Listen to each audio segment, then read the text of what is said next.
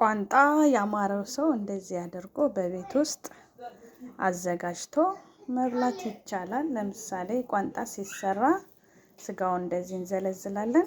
ጨው፣ ሚጥሚጣ፣ ቁንዶ በርበሬ እና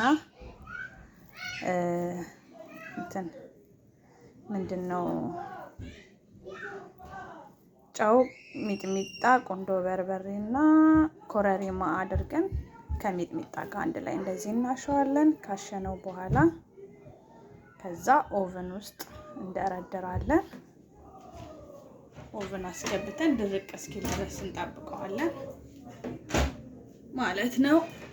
ቋንጣችን እንግዲህ እንደዚህ ተዘጋጅቷል።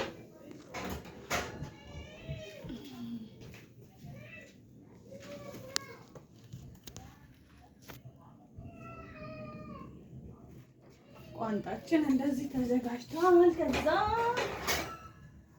ቋንጣችንን እንደዚህ ካዘጋጀን በኋላ ልክ እንደዚህ እናደርጋለን ማለት ነው።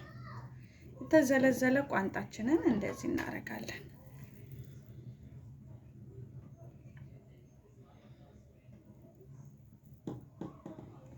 እንደዚህ ያደረገን እንሰቅላለን።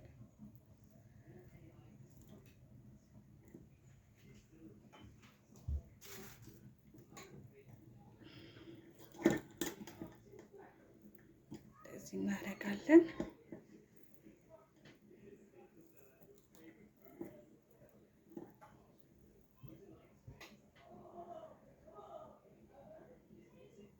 ቋንጣ የሚሰራው በበሬ ስጋ ወይም በቢፍ ስጋ ነው እንደዚህ የሚሰራው ማለት ነው።